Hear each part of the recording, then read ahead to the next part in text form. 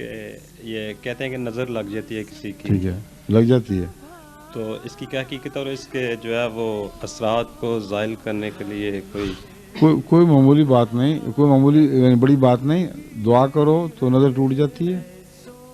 حضرت موسیٰ کو فرعون کے جادوگروں کی نظر لگی تھی نا کہ نہیں لگی تھی؟ جی قرآن کریم فرماتا ہے لگی تھی.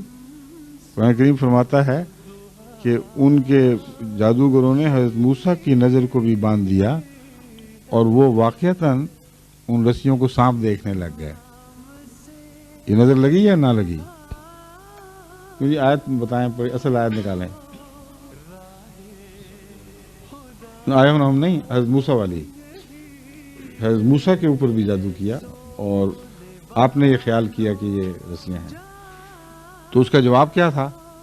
اللہ نے بڑی طاقت کے ساتھ ان کے اس نظر کے جادو کو توڑ کے پارا پارا کر دیا. اچانک وہ رسیاں رسیاں بن گئیں اور جو ان کا فرضی خیال تھا کہ یہ سانپ ہیں وہ سب خیال باطل ہو گیا. تو علاج کیا ہے؟ دعا. دعا کے بغیر نظر نہیں ٹوٹا کرتی، کیونکہ نظر لگنے کا مطلب ہے کہ کسی آدمی کا دماغ آپ کے دماغ سے زیادہ طاقتور ہے اور اس کا بد اثر آپ کے ذہن پر قابض ہو گیا ہے.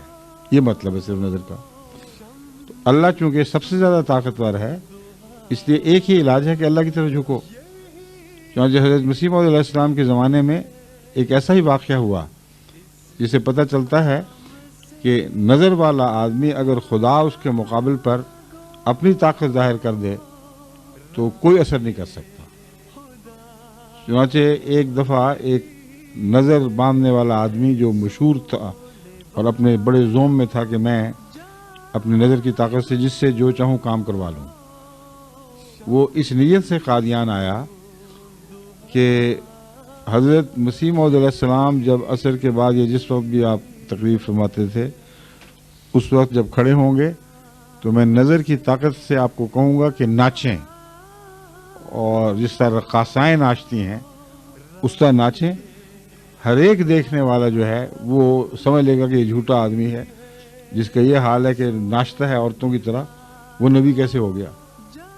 اس ارادے کے ساتھ آیا اور آ کر ایک طرف بیٹھ کر اس نے اپنے نظر کا کام شروع کر دیا. تھوڑی دیر کے بعد چیختا چلاتا ہوا دیوانوں کی طرح وہاں سے دوڑا ہے اور تیزی سے مسجد کی سیڑھیاں ادھر کر پھلانگتا ہوئے باہر کی طرف دوڑ پڑا. بعض لوگوں نے پیروی کی کہ پتہ نہیں کیا واقعہ ہوا ہے. جب کچھ دور جا کے اس کو پکڑا تو اس نے کہا کیا ہوا ہے. تو اس نے یہ تسلیم کرتے ہوئے ساتھ یہ کہا کہ بجائے اس کے کہ میں کامیاب ہوتا مجھے شیر دو نظر دکھائی دیے. یہ الفاظ ہیں نا کہ مجھے حضرت مسیح موعود علیہ السلام کے پیچھے دو خونخوار شیر دکھائی دینے لگے اور یوں لگتا تھا کہ ابھی مجھ پر جھپٹ پڑیں گے، اور اس قدر میری حالت زار ہوئی خوف کے مارے کہ میں وہاں بیٹھ نہیں سکتا تھا. تو نظر کو توڑنے والا بھی خدا ہوتا ہے. حضرت موسیٰ کے مقابل پر جادوگروں کی نظر توڑی ہے تو خدا نے توڑی ہے، اسی لیے جادوگر سجدے میں گرے ہیں. ان سے بہتر اس مضمون کو کوئی نہیں سمجھ سکتا تھا کہ جب ایک دفعہ کسی پر نظر غالب آ جائے تو اس میں یہ طاقت ہی نہیں ہوتی کہ وہ غالب نظر والے کو توڑ سکے. وہ سب سے زیادہ اس مضمون کو سمجھتے تھے. یہ کبھی ہو ہی نہیں سکتا، نہ پہلے ہوا نہ آج ہوا ہے نہ آج کل ہوگا، کہ جس کی نظر ایک دفعہ کسی اور پر غالب آ جائے وہ مغلوب نظر والا اس نظر کو توڑ کے پھینک دے. یہ نہیں ہوا کرتا. پھر جادوگروں نے کیا دیکھا؟ انہوں نے دیکھا یہی موسیٰ ہماری نظر سے ایسا خوف زدہ ہوا تھا، اس کو وہی دکھائی دیا جو ہم چاہتے تھے. اچانک سب کچھ نظر کا جادو سب سے ٹوٹ گیا، صرف اس سے نہیں. اس لیے لازماً یہ خدا کا کام ہے. ان کا سجدہ کرنا سب سے بڑی گواہی تھی حضرت موسیٰ کی صداقت کی.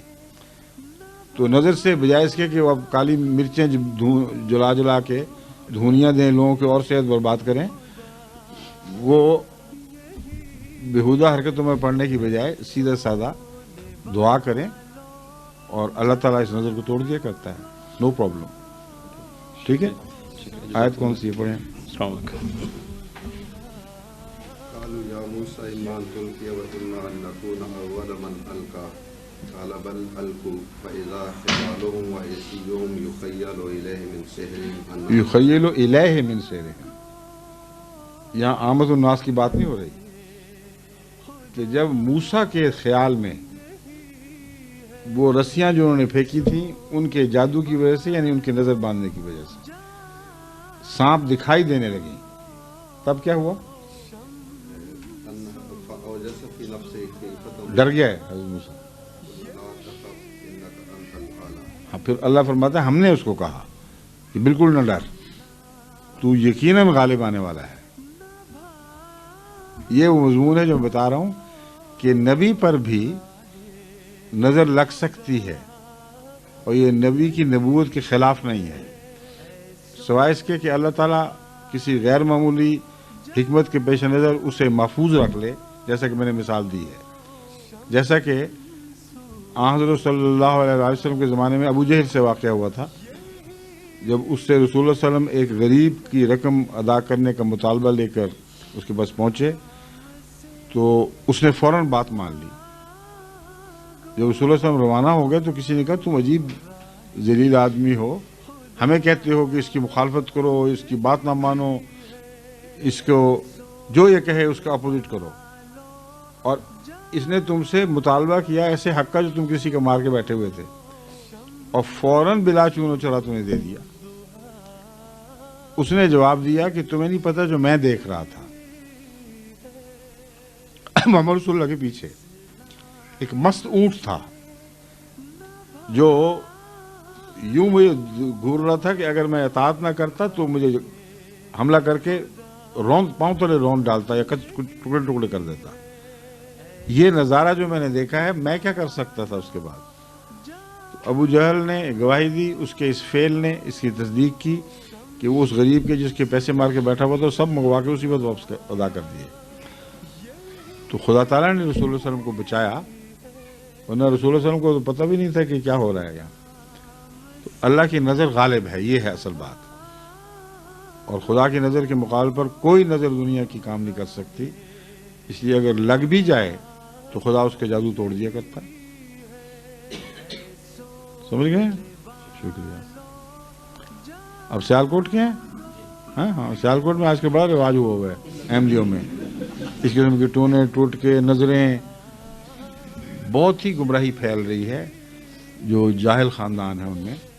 اور میں اس آپ کے حوالے سے سیالکوٹ کو وارننگ دیتا ہوں، یہ شرک ہے. تم لوگ تباہ ہو جاؤ گے، کچھ بھی نہیں باقی رہے گا تمہارا اگر تم اسی طرح اپنی عورتوں کے توہمات کے غلام بن کر نظریں ٹونے ٹوٹ کے کرتے پھرے تو توحید نہیں رہے گی، جو مرضی اور رہ جائے. ٹھیک ہے. شمس الضحا یہ